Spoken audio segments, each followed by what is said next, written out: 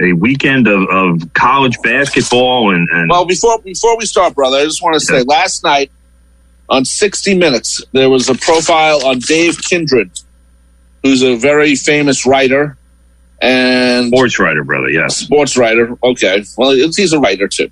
I suggest, and Timothy does too, that you find it online, whether it's on CBS On Demand or CBS's site or whatever, and watch it. It was an excellent profile on a person who is still writing but is doing something really interesting with his writing talent. So I hope you guys, I thought it was a great segment. So yes, well done by 60 Minutes.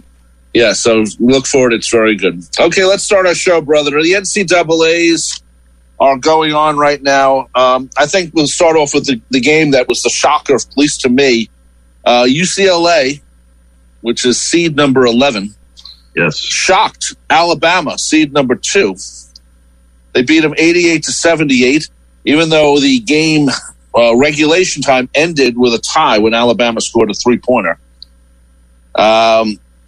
But then UCLA came back and really dominated the overtime.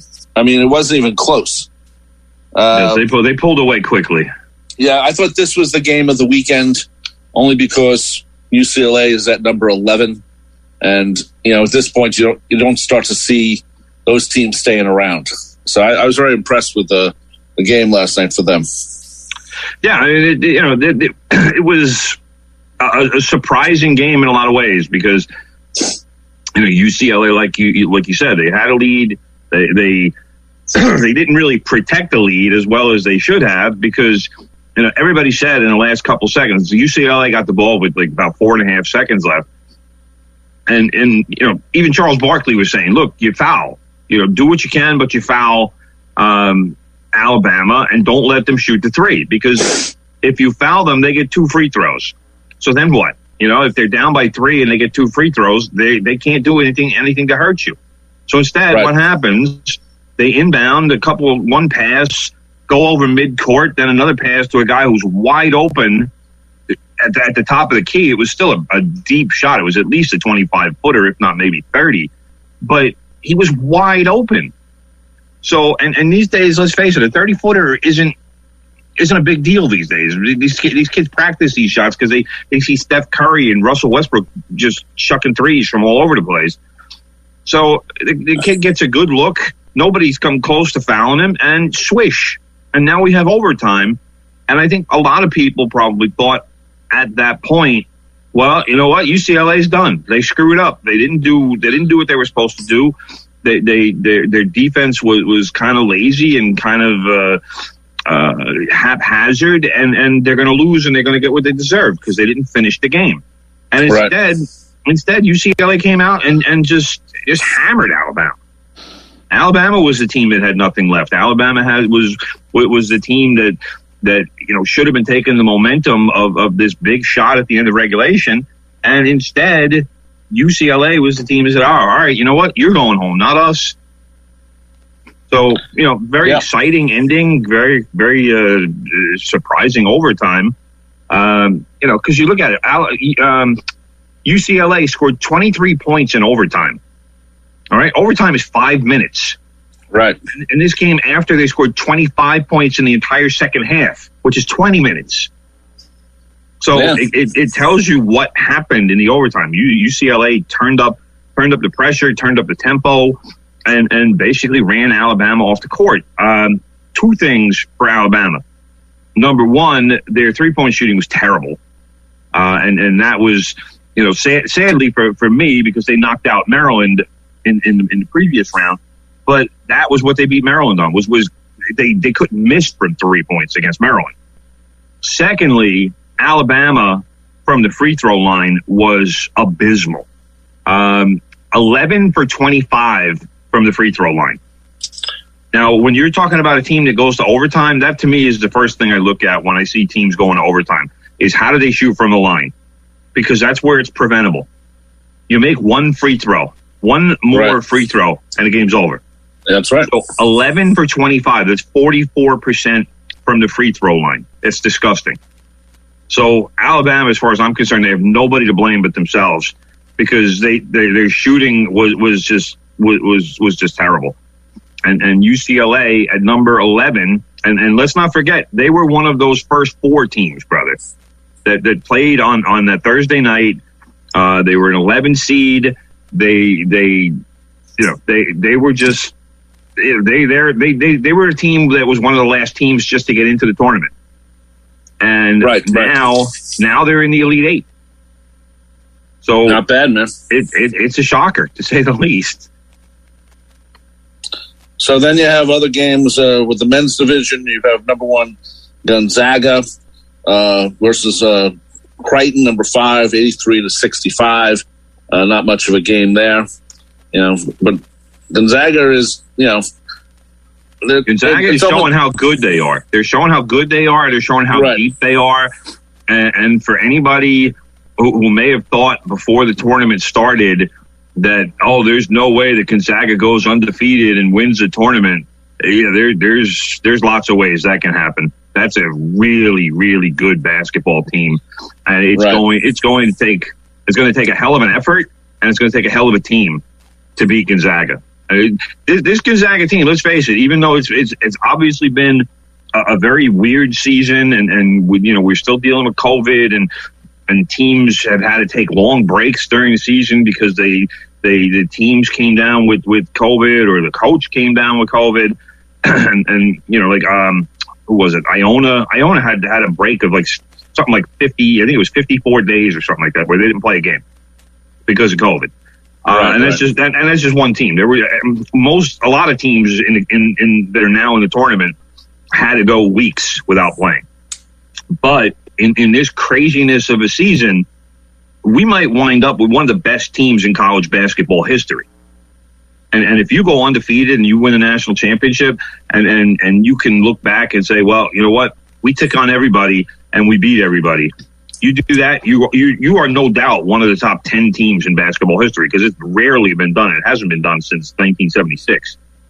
So that is what Gonzaga also is battling, I guess you could say, as well as their attempts to win a title. Right. Also, number 1 Michigan, 76-58 over number 4 Florida State. I'm sorry, number 9 Florida State. And 4 Florida State. 4? Oh, that's right. I wrote my handwriting's wrong. Okay. It looks like a 9. Number 4. Not a bad game, but not a very good game. All these other games were very bland, almost like not interested in, I mean, the UCLA Alabama game was the 3rd game of the day, and it was a good game, a very good game. So it was exciting. It was definitely exciting. One of the best games of the tournament, for sure. I mean, that was definitely because you never knew for the pretty much the entire second half, and a lot of the overtime, you didn't know who was going to win the game, and it could have gone a bunch of different ways. Like I said, UCLA looked like they had the game won in regulation. Then Alabama came up with that big shot at the end of regulation. You thought Alabama was going to win the game in overtime, and then UCLA took control. And this from a team that, let's face it, didn't have the best regular season, and probably was fortunate to get into the tournament in the first place. But now certainly is showing they belong. It really has been something of a revelation, and certainly something of a surprise. I mean, I was even surprised that they beat Michigan State in that first 4 game. I mean, first of all, I like the matchup just because it's two traditional power teams. Right. But I thought Michigan State would win that game just because of Tom Izzo and his past success in the NCAA tournament. And instead, UCLA wins that game, and then just they've played well. They have their tournament games. They beat. Trying to remember who they beat. Where is it? BYU, which is a decent team. Then they beat Abilene Christian. Thank you very much for upsetting Texas. And then yesterday, Alabama. Now next up is Michigan, and Michigan's a good team. Michigan's a deep team.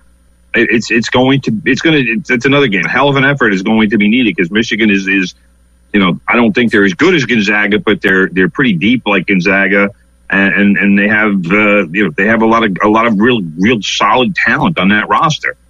So right. I think it should be an entertaining game. I think Michigan is going to come out of that game as the winner, but I think we're looking at a game that could wind up being another surprise. And then, of course, the last one, USC 82 over Oregon, scored 68.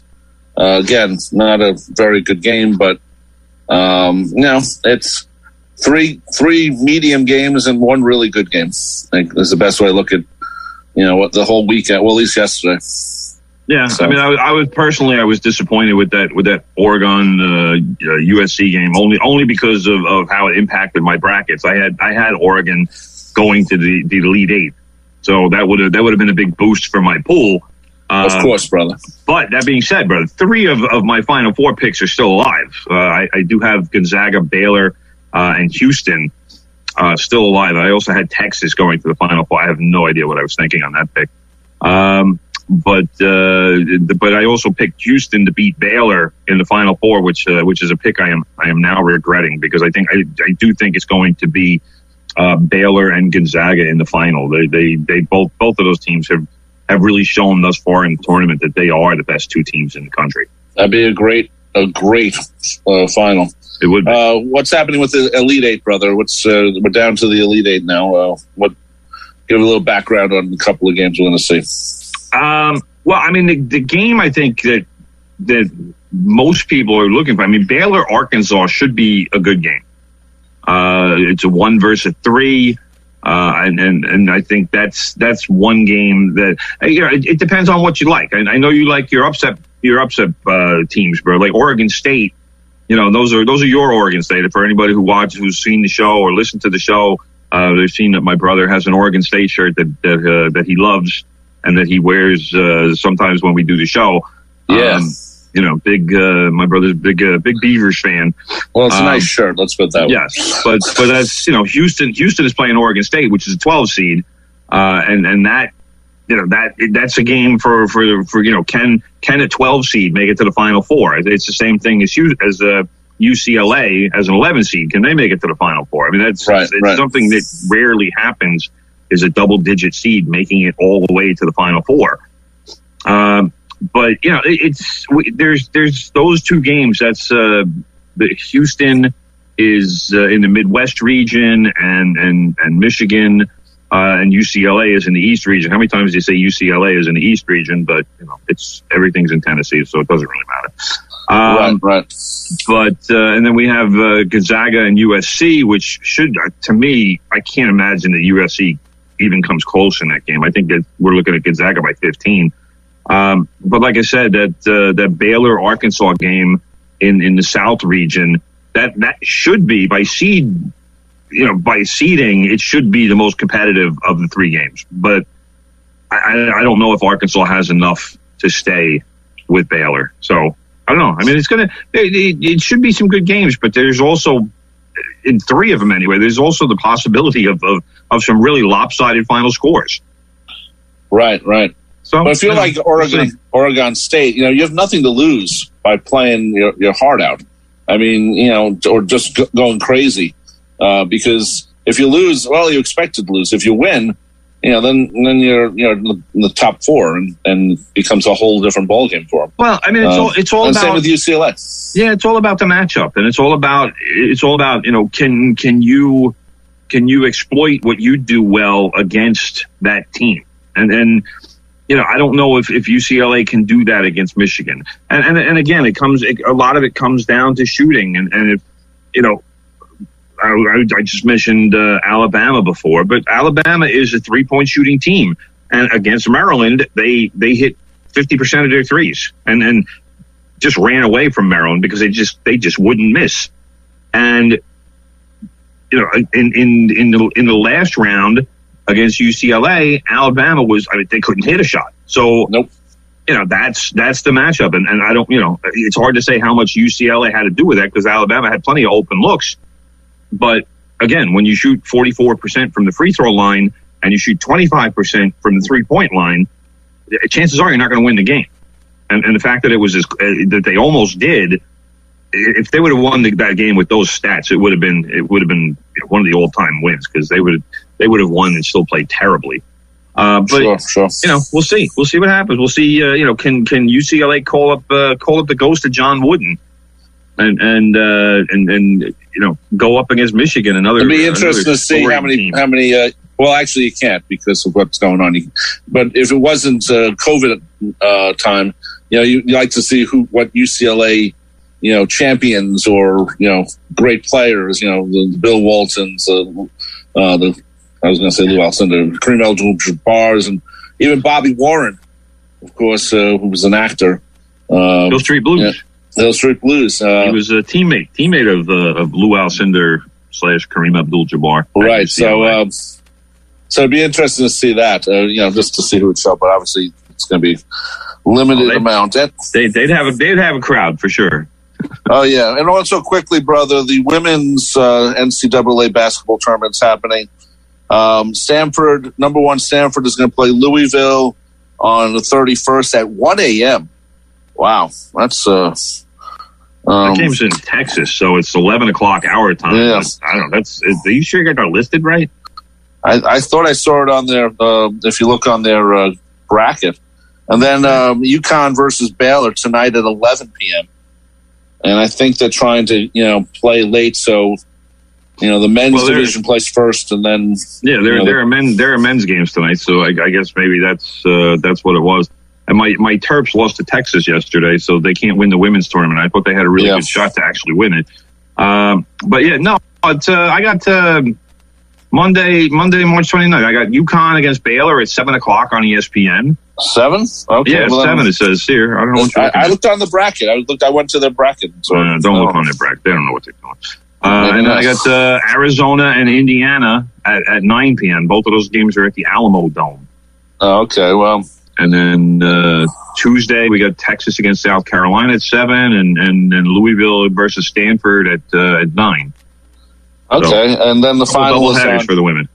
And then the final is on what day? The 4th? I think April 4th. That's a good question, brother. It doesn't say where I'm looking. When the final is. It would be really nice if they would have that. Yeah, well.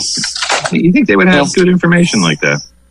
Well, we should say that ESPN is covering the ladies, and they've been covering the ladies' basketball for a while, or women's basketball, however you want to call it. And it's good to see that. They don't show a lot of other, women's sports as much as maybe the men's, at least in college. And there it is, brother. I just found it. Sunday, April 4th at 6 o'clock is the women's championship game.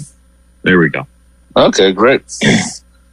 Okay, let's go to the NFL. Trades are happening, sort of as a prep for the NFL draft. I believe my brother believes, I'm not sure if I believe it, but Tim Leonard believes that Sam Darnold is going to be gone from the Jets. Sam Darnold's out, brother. He's out. You don't know that yet, do you? I'm telling you right now, he's out. Listen to me. Listen to what I say. Listen to my years of expertise and experience. Sam Darnold, this past weekend, although the Jets have yet to make the deal, became the ex-quarterback of the New York Jets. And the reason for that, and I'll get into that in a couple minutes. But there were 2 trades, monster trades, that have had an impact on the Jets, even though the Jets were not in the trade. The Miami Dolphins, basically have shaken up the NFL draft and really are just really working the draft like masters. They traded the number 3 pick. And let's face it, the Dolphins don't need the number 3 pick because the number 3 pick is going to be used on a quarterback. The Dolphins have Tua Tagovailoa, who they picked last year. They don't need a quarterback. They got Tua. So the Dolphins obviously have been telling people, hey, we're more than willing to trade the pick. Make us an offer. Overwhelm us. That used to be the saying in my rotisserie league. Overwhelm me. Wow. So what happened? The San Francisco 49ers said, okay, we'll overwhelm you. Not a problem. San Francisco 49ers send the Miami Dolphins the number 12 pick this year, a first and a third round pick in 2022. And if that wasn't enough, they also gave them a first round pick in 2023. Wow. So the Dolphins are trading one first round pick, one very prime first round pick at number 3, and are getting back 3 first round picks and a third round pick. And the people who are listening are saying, but Tim, how does that help the Jets? And I'm like, I said, I'll get to it. But the Dolphins weren't done there, brother, because then they took that number 12 pick just hours later. And they sent that number 12 pick plus their own 2022 first round pick. And they sent that to the Eagles in exchange for the number 6. And there's a couple other fringe draft. They sent a 120 number 123, which I think is a 5th round. And they get back a 156, which sounds like a 6th rounder. But they do that. So they're giving up an extra first round pick to move back up to number 6. So the Dolphins have gotten themselves 2 extra picks in this scenario, all for moving down 3 spots. Now, the advantage to that for the Dolphins is, number 1, obviously they get a bunch of picks for just moving down 3 spots. But moving to number 6 allows them pretty much their choice of either any of the receivers, the wide receivers. There's a group of wide receivers in this draft who are just outstanding. You're talking about Jamar Chase. You're talking about Devontae Smith. You're talking about Jalen Waddle. The last 2 of those 3 are both from Alabama. And there's a tight end by the name of Kyle Pitts from Florida, who, if pre-draft hype is to be believed, is already in the Hall of Fame. That's how good this kid is. Well, yeah, be careful with that. You know that. Well, a lot of people, and Mel Kiper Jr. is one of them, brother, think that this kid is the best player in the draft. Now, he's a tight end, so how much impact is he going to have? But as far as players, Mel Kiper said that when you're talking about tight ends, you're talking about Kyle Pitts, and the drop off in talent between him and the number 2 tight end in the draft is just massive. That's how good this kid's going to be. But that means that the Dolphins can take a Kyle Pitts type if they want to go tight end, or they can take an impact wide receiver, and they just got a bunch of extra picks. Right. So they're gonna get somebody for Tua to throw the ball to, and that's what they need, and that's where they're going with that. And the 49ers at number 3 are expected to take a quarterback, because that's what you do when you move up to number 3, which means that Jimmy Garoppolo, if he's not traded this year, will be traded next year. Because the 49ers are all screaming about, we're keeping Jimmy G. He's going to be, he's a 49er. He's not going anywhere. Well, you know what? If they take a quarterback in this year's draft, then Jimmy G at most has 1 more season left with the 49ers, because whoever is the quarterback that they pick, which is likely going to be either Justin Fields from Ohio State or Trey Lance from North Dakota State. So one of those guys would be going to San Francisco, and it would become the quarterback of the future. So in terms of how does this impact the Jets, now we get to that part, brother. Because if you're the 49ers and you are looking to make a deal to get into that upper portion of the draft, wouldn't you, as the 49ers GM, if you're John Lynch, wouldn't you say, hey, Jets, we got an offer for you, and we think it's a pretty good one, but we want to move into that number 2 spot? And Joe Douglas would have to tell the 49ers, yeah, sorry, we're picking our guy. We're not moving down, because we already know who we're picking. We like who we're picking, and go sell that somewhere else, John Lynch. We're not interested. And if the Jets are not interested, that means they're taking a quarterback. And that quarterback is Zach Wilson out of Brigham Young University. Okay. So that's why Sam Darnold's days as a New York Jet are numbered. Well, why can't they pick Zach and then trade him? What would be the purpose of that? You would get more from a team to move up into that spot because that teams desperately want to move up. What if they traded the pick itself, not even pick Zach, and then say, okay, you want the pick? Give us something down the road. Because these trades, when these trades are made, they're made before the draft, so that picks in this draft can be used by that team. A team isn't going to trade a player after the fact, because now the draft picks that the other team, like the Jets, would get in a trade like that. Now they're relying on the other team's scouting department to say, all right, well, we'll take the guy you picked in number 1, the guy you took in the 3rd round, and the guy in the 5th round, and plus we want 2 more first round picks down the road. But now, you want to take your own guys. You want to be able to have that freedom to say, all right, well, we got an extra 3rd rounder, or we got an extra 2nd rounder. Let's see what we're going to do with it. As opposed to saying, all right, well, you just pick this guy. And there's also trade restrictions as far as who can be dealt during certain times after a draft. So It gives the team that freedom to say, all right, this is where we're going with this, and this is what we need, and we're not going to rely on another team to pick our players for us.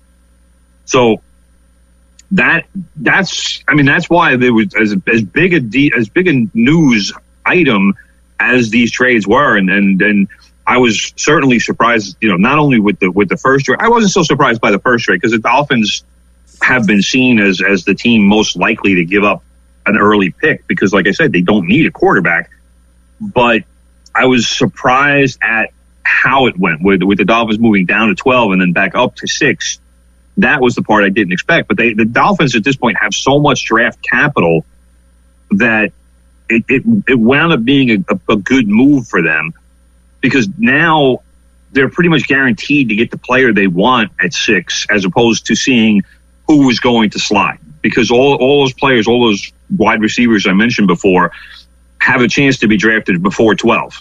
Right. Okay. So now they're guaranteed to get one of them. And so the only other possibility here is that Joe Douglas turned down the 49ers because he thinks he can get even more from a team as we get closer to the draft. I mean, this is a big haul for the Dolphins. I thought it was a great trade for the Dolphins to get what they did from San Francisco. If the Jets have the number 2 pick, you're standing on top of the world there, right there, right? Brother, so. Because Trevor Lawrence is going number 1. Everybody knows that, and that's not going to change. Jacksonville is not going to say, oh yeah, we'll trade this pick. He is supposed to be a franchise altering talent. But the Jets have the next best thing. And Zach Wilson lit up his pro day. He did a pro day at BYU the other day. And apparently, was making 50-yard throws on the run. The kid's got a cannon for an arm. So, and he had a really good pro day. And that might have been what clinched it for the Jets. But that was, that's and the other thing, the other part of that, and we've said it before, is that allows the Jets to kind of reset the clock on trying to contend, because Darnold was 3 years in. They're looking at kind of coming down to crunch time as far as extending his rookie contract, which means sinking significant money into a quarterback that they don't know or they don't have confidence in. They don't know what he's going to do in the future, which really could hurt them if they put 30-35 million into a quarterback. Yeah, but why would they give him that much money? He hasn't proven it. Because that's what quarterbacks get paid, brother. But so what? It doesn't mean if he's not with the elite class, why pay him that much? But the only other option you have is to let him walk as a free agent. Bye-bye. Well, then you get nothing for him. That's what the point is for this. That's fine. That's why you trade him and see what you can get for him. Maybe you get a 2nd rounder, or who knows? Maybe somebody desperate for a quarterback will offer a 1st rounder for Sam Darnold. It would be a late 1st rounder, but it could still be a first. I don't see it happening, but it's possible. Right. But, well, that's you don't want to come out of this, especially after you traded 3 2nd rounders to the Indianapolis Colts 3 years ago to move up to number 3 to pick Sam Darnold. Yeah. Which is a deal that, and if you look, I saw this on ESPN.com. I'll give credit to Jordan Ronan for writing this. But that's what the Giants should have done 3 years ago instead of picking Saquon Barkley. And I love Saquon Barkley. I think he's great talent. But you don't take a running back number 2, especially when you can acquire several picks that will help your team over the coming years. What have the Giants done since they picked Saquon Barkley? They're a sub-500 team every year. So as much as I love Saquon Barkley, and I think he's a very exciting player and a game changer kind of talent, the Giants haven't done anything with it. So you look back on that non-trade, and it makes me wonder about Dave Gettleman and what the hell he was thinking back then. Because if you don't take franchise quarterback with the number 2 pick, then you don't pick number 2. That's a good point. You're listening to 90.3 WHPC, the voice of Nassau Community College. This is from the press box here every Monday, 9 a.m. to 10 a.m. It becomes a podcast later on Spreaker.com, iHeartRadio, Spotify, etc. Also, we're part of the WHPC Sports Talk family. Sports Talk every Monday through Friday, 4 p.m. to 5 p.m. and an additional show every Tuesday night, 10 p.m. to midnight.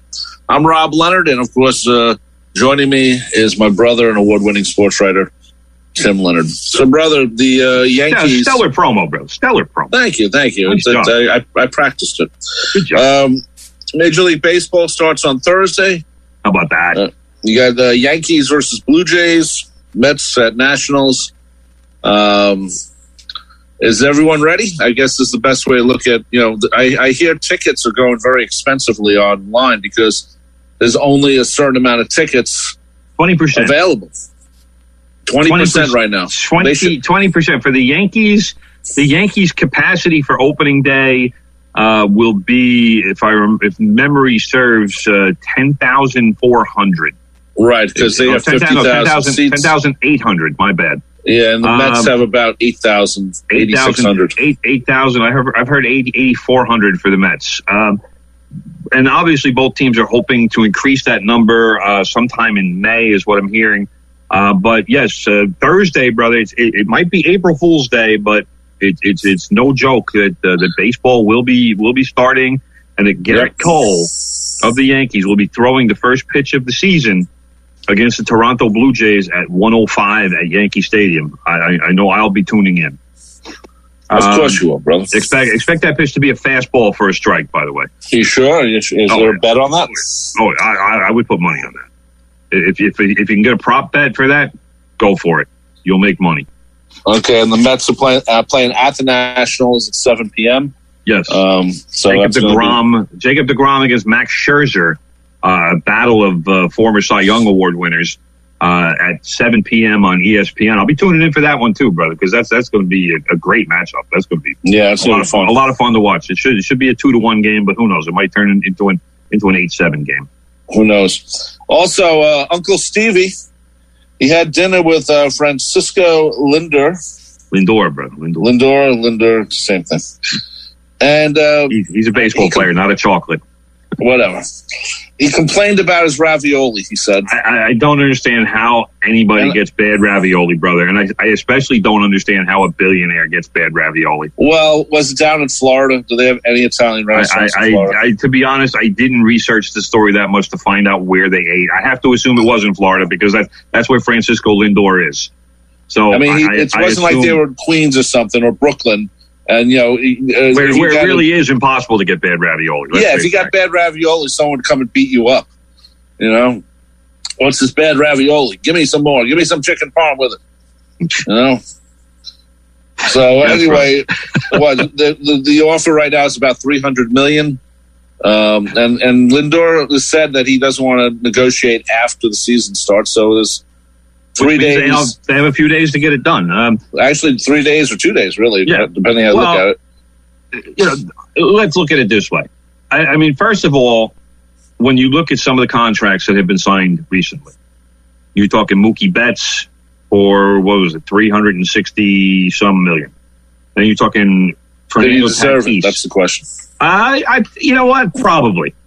It's a lot of money, brother. It's a long contract. That's like 25% of your payroll or your value of your team. Well, I don't know about that, but the players who have been signing these contracts, speed is an element of their game, and speed does not last forever. So that is my concern with somebody like Mookie Betts, who's not a big guy. You know, he's a great hitter. Don't get me wrong. He's a hell of a player. Great defensive player. He does everything well. He's an MVP candidate. But how is he going to be at, say, age 35, and when there's still 4 years or so left on his contract? And the same. I don't even want to say the same for Fernando Tatis, because the contract that he's on, the kid's only 22. So time-wise, he'll age in that contract a little bit better, because he's not going to be going to his late 30s on that contract. But that was another one that was worth $315 million, I think it was. That's a lot of money, brother. It's a ton of money. So if I'm Uncle Stevie, I'm not thinking going too far over $300 million for 27-year-old Francisco Lindor, when you're going to be signing this guy to a deal that's worth at least 10 years. Yeah. So if he goes to, say, 320, you're going 10 years for 320. Let's say that'll take Francisco Lindor into his age 37 season. That, to me, would be a good deal for the Mets if Francisco Lindor maintains the kind of production that he has had throughout this thus far in his career. Now, there's certainly no guaranteeing that, and shortstop is a position that tends to age more rapidly. I think we were spoiled around New York to see Derek Jeter do it as well as he did for his entire career. But shortstops tend to start getting old, quote unquote old, at around 33 or 34. Right. So if you're paying for 3 or 4 extra years at 32 or 35 million a year, that contract is going to get pretty odious in a hurry. And I'm not saying that Francisco Lindor will turn into a bad player, but if he turns into an average player, you're now paying an average player something like $33 or $35 million a year. Why do you want to do that? That's the part that bothers me about if I was an owner. But you know what's happening in sports, brother? It's you're starting to see this thing where teams are getting bought not just to be owned by one person. It's a corporate thing, and then it's connecting to, okay, we have a TV network here. Oh, look, we got the stadium we own. And then it's part of like 14 other things now. And, I start to think back to when CBS owned the Yankees. And, they had, a good 8 years of just crappy years until Steinbrenner took over. CBS really botched that ownership. Right, But you make an outstanding point, brother, because they're not just signing Francisco Lindor, the baseball player. They're basically signing Francisco Lindor to be the face of the franchise. Yeah, no, you're right. And that being said, you've had David Wright as the face of the franchise. Right now, I think everybody would probably agree that the face of the franchise is either Jacob Degrom or Pete Alonso or both. Well, I would say Jacob Degrom, and then I would say Pete Alonso. But that pushes Pete Alonso down in the pecking order a bit. And I don't necessarily have a problem with that, because I don't think Pete Alonso had a very good season last year. No, so that's why I say that. This year will tell us. Was Pete Alonso a one-season wonder, or is he going to be like Harry Kane, and people will call him a one-season wonder, but he'll have 7 or 8 great seasons. Right. I also see, brother, find out this year. Just to break in, I also see this season as the season that Michael Conforto proves that, is he going to be around for a while, or is he just going to be a 270 hitter? So I think that's something, if I'm him, I'm out there all the time. Another excellent point, brother. Because I think this is his season to prove it. He's had enough seasons to prove it. A couple of them have been good. But this guy should be doing better. And he had that shoulder thing, and he's now right. As far as I know, he's fully recovered from that. Right. And Conforto and his agent, they want. He's another one who's up for renegotiation or negotiation before he becomes a free agent. And the Mets want to lock him up, and he wants superstar money. Now, well, he hasn't deserved it yet. That's the problem. I tend to agree. I mean, Michael Conforto is for me a somewhere between a good and a very good player. He's not a star. He's certainly not a superstar. I would say he's a star, but his numbers haven't indicated that. I think people know him and like him and want him to be a star, but I think he hasn't really lined it up. But the numbers will dictate if you're a star, brother. Yes, I know that. But people like Michael Conforto. Oh yeah, I have no issues with Michael Conforto. Nice guy, definitely a guy who you would want representing your franchise, and somebody who you certainly would like to have around. But when I look at Michael Conforto's numbers and what he does as a player, my first thought is, well, we can get somebody better. Yeah. I know there's not a lot of guys that are better, but we can do better. Like, I look at somebody like Aaron Judge, and if Aaron Judge stays healthy, you're not going to look at Aaron Judge and say, we can do better, because you can't. No, I agree with that. So that's how I look at players, and especially when they start, coming over with their hands out saying, all right, pay me.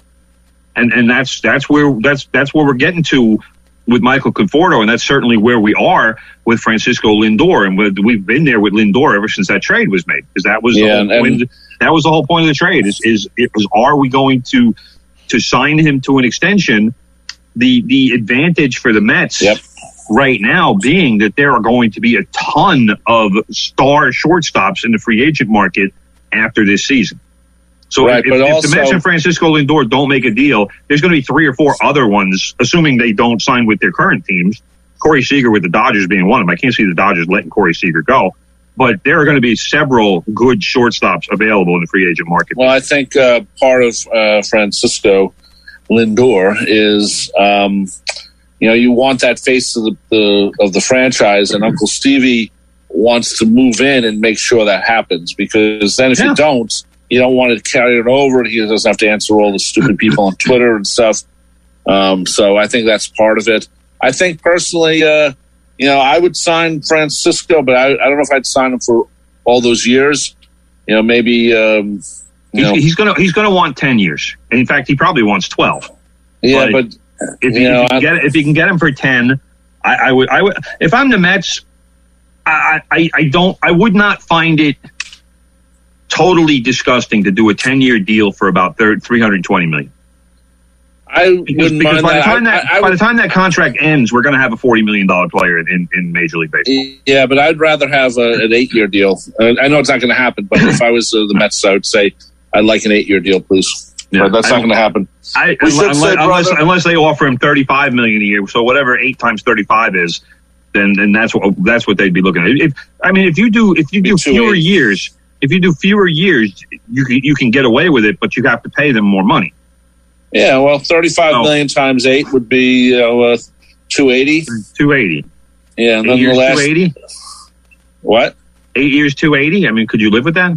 I could. Yeah. Would that be more palatable to you, brother? Well, I just I as much as I think all players should get what they can, I also know that some teams get screwed by it. And it really then, backs up the league, because they say, oh, look what happened there. And then they start, not paying off the players the way they should. And then becomes this whole other. Well, I mean, the players get paid off, but you look at it, and you can look at the history of it. Contracts that are that long rarely end well for the team. Look at Albert Pujols. He's a prime example of that. Right. And if you look back at the Cardinals were ripped when they let Albert Pujols go to the Angels, because it was, how do you let Albert Pujols go? But it turned out that it was a good thing for them. Albert Pujols had pretty much like 5 good years with the Angels. The last 5 years, he's been locked into a contract that nobody else would take. Yeah, well, that's the problem. It's like when the Texas Rangers got rid of A-Rod, and they paid off part of his contract to get rid of him. Exactly. But that's what we're looking at right now, and that's what And the other factor that I think needs to be looked at is Francisco Lindor being who he is. First of all, he's got a great reputation around the league. His nickname is Mr. Smiles. I mean, that's how much more do you need to know about a guy that his nickname is Mr. Smiles? Right. But it also wouldn't hurt the Mets, especially in New York City, to have a face of the franchise, maybe not the face of the franchise, but a face of the franchise that is also a Latin player. Well, that's something that only will help them. Because if you look back in the Mets history, when you're talking about this mythical face of the franchise thing, and whoever designates that, the last time there was a Latin player who could have been that person was Jose Reyes. And he was the face of the franchise, brother. He kind of was, but he wasn't good with interviews. And that's the problem. If you're going to have a Hispanic player, you better make sure he knows how to communicate to everyone. Right, but that's Francisco Lindor does that. And that's my point. That's my point, that it helps, because when you look, and I'll use the Yankees as an example. I know you hate when I do that, but look what they've done. Look what they've done with Tanaka, with Matsui. Right. I mean, yes, they signed those guys because they were great players and they added something to the franchise, but it also helped them open up the Japanese market. So you're making money that way that helps to pay for the contract. Yeah, I know that. I mean, the Yankees were really big in Japan for, maybe they still are, but still are. You sign the right players in Japan, they just, the Japanese media is all over the place. They love it. Yeah, and they need like 40 press passes. Right. Anyway, brother, Chris Christie, former governor of the state of New Jersey, has joined the Mets board of directors. What does this mean? I don't even know. I hope he's not wearing that baseball outfit or softball outfit, which didn't look too good on him. Brother, why'd you have to bring that image up in the morning? Because maybe he has to go to the meetings wearing that. That would be kind of funny. Christie loading his lard-ridden body into a baseball uniform. That was disgusting. Oh, not a good thing. But what is he going to have a say on? Anything? I don't know. And I don't know specifically what boards do. Obviously they act as some sort of advisors and in some sort of advisory capacity. Obviously they'll try to have the best interests of the team at heart. I'll tell you what, if I'm the Mets, the first thing I do if I'm Chris Christie is I get somebody with a broom and a garbage pail over on Seaver Way, brother. Cause I got my first COVID shot the other night. Right. And I went down to Citi Field. And as I'm coming out of Citi Field after getting my shot, nice job by the nurses, by Karen, who gave me the shot, by the way, and all the people there. But I'm walking down Seaver Way, and I'm like, wow, look at this. This is cool. I remembered that they had named the street after Tom Seaver. Litter everywhere, graffiti. Graffiti? Man, you can have graffiti on Seaver Way. Graffiti. I'm like, Tom Seaver would not be happy. Tom Seaver was a guy he liked order, he liked clean, he did. He liked his structure. Tom Seaver would look at Seaver Way and say, "What the hell is going on here?" Well, that's not a good thing. But you know what? They haven't talked about this year. Last year they're supposed to do a tribute to Jerry Koosman and retire his number. Cool. They haven't talked. They obviously didn't do it last year, but it's something that hopefully will be done this year. But then again, you want to have as many people there cheering on Jerry Koosman. I think that's I'm why. not sure if that's going to happen. No, I think they might put that off until they can get a full house and because really do it right. You don't want to do that in front of 20% crowd. No. I mean, if you're going to do it, you would do it in August, and maybe by then things are 100% or 80% or something. Then it'll be a little different. Or you just wait until next season. You tell the family and you tell everybody involved, hey, we're going to do this. But we're going to have to, we want to wait until we can put, totally pack out the stadium and really, really hear a big roar for Jerry Koosman and let him know what he meant for the franchise. Truly one of the great pitching Mets. And you look at his, numbers at 266 wins. If he had left the team 2 years earlier, he maybe could have got 300, depending on what team he'd gone to. It's like Rusty Staub when we had Bill Madden on and we talked about Rusty Staub and Rusty was promised something he never got. But Rusty could have had 3,000 hits if he'd gone to another team. Exactly. Instead of being who he was, which was, a great clubhouse presence. But, he could have had 3,000 hits and most likely then be in the Baseball Hall of Fame. Yeah. Okay, brother, a couple of things. I'm going to jump ahead. Because you didn't mention the Yankees at all, except for Garrett Cole, brother. I mean, brother, we're running out of time. We already talked about Garrett Cole. And, I'm sorry, brother. We're running out of time. The Nets. LaMarcus Aldridge? LaMarcus Aldridge, brother, is joining the Nets. Yeah, and Kevin Durant is still out. Do you know why, brother? Because the Nets are the team to join. That's it, because the Nets are one of the favorites to win the NBA title. So all of these star players and former star players and former All-Stars are now buzzing around the Nets saying, hey, over here, I'd love to join you, because they're chasing that ring.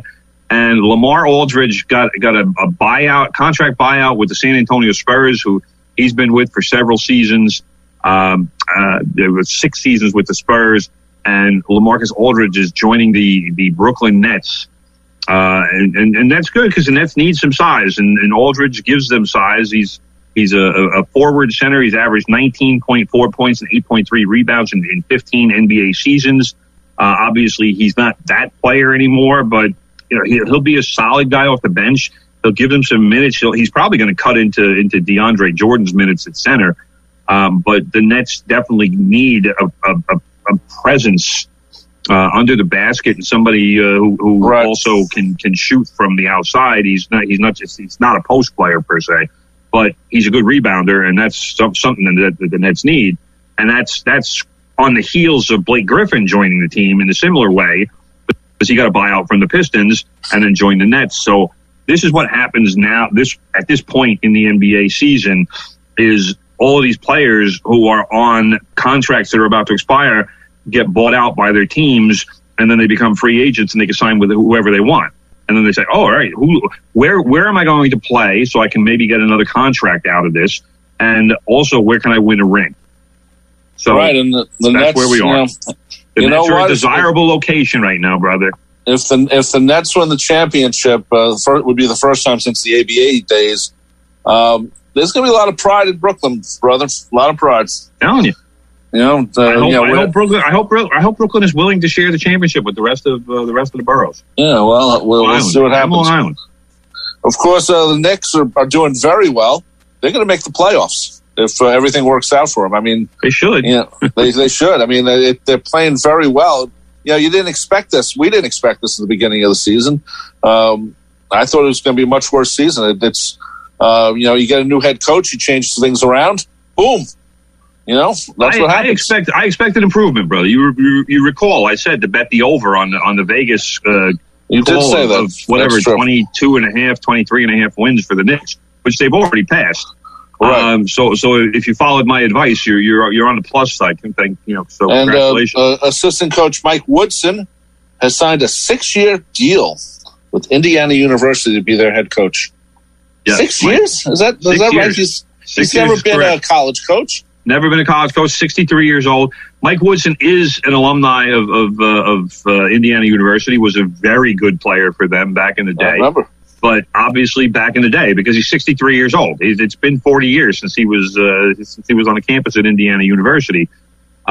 So it's not a surprise necessarily because of what Juwan Howard has done at Michigan. I think schools are more receptive to taking former star Patrick players. Ewing at Georgetown. Patrick Ewing at Georgetown, another good one. Very good call, brother. But Mike Woodson being 63, how many current players are going to know who he is? He's going to have to get some good younger assistants, and those are going to be the guys who have to beat the bushes, as they say, and get some talent and find players. Because the only way you're successful as a college coach is if you can get players to come to campus. And sure. Obviously, Indiana University is a school where there's plenty of players in Indiana.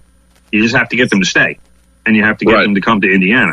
So it's a daunting task for Mike Woodson, and I don't know how much longer he's going to go past those 6 years on that contract. But hey, why not take the shot? Why not see what you can do in the college ranks, and hopefully at the same time help your alma mater. I mean, 6 years is a long time for college. I mean, it's a good sized contract. I mean, personally, selfishly, I hope he doesn't do so well because Maryland also plays in the Big Ten. Of course. Islanders are still in second place. Last week, they beat out the Flyers 2-1. The Bruins also lost the Islanders 4-3. They've won 3 in a row. They're 2 points behind the Capitals. They are playing very well at Fort Never Lose. And I just wish that the UBS Arena was not going to be available for next year because Next year probably be 100% capacity, and then they can play it one more year, full year at the Coliseum. It'd be really good if they're playing very well. So I'm looking forward to the playoffs when they happen this week. Yes and no, brother. Anthony Beauvillier scored consecutive overtime game winners in those wins over the Flyers and the Bruins. Right. The Islanders did win 3 in a row, but they did lose on what was it, Saturday night, I think it was, to the Penguins 6-3. Not their best effort, and they're playing the Penguins again tonight. So they're playing well. That's okay. One more thing, brother. Yeah. The men's soccer team is not going to the Olympics again. What's going on with the men's team? The women's team, has every right to ask for as much money as they can get when the men's team can't do crap. The men's team lost to Honduras, brother. Honduras. I know. I don't even know how many people. I don't even know how many people are in Honduras, but it's probably like it's probably less than the state of New Jersey. Yeah, and Honduras beat us 2-1 in a pivotal game that we needed to win to qualify for the Olympics. And instead, we'll be watching the Tokyo Olympics, and we'll be watching Honduras as one of the CONCACAF representatives. This is the 3rd straight Olympics that the United States men's team has failed to qualify. I mean, it's turned into a joke, man. It's disgraceful. It's turned into a joke. It's embarrassing. Anyway, that just about does it for this edition of From the Press Box. Here every Monday, 9 a.m. to 10 a.m. It will become a podcast later on. Thanks to Justin Greenberg out there. Thanks to Sean Novak for keeping this on the air, and thanks to Kim for everything else. And my name is Rob Leonard, and joining me, of course, has been my brother and award-winning sports writer, Tim Leonard. See you next time, brother.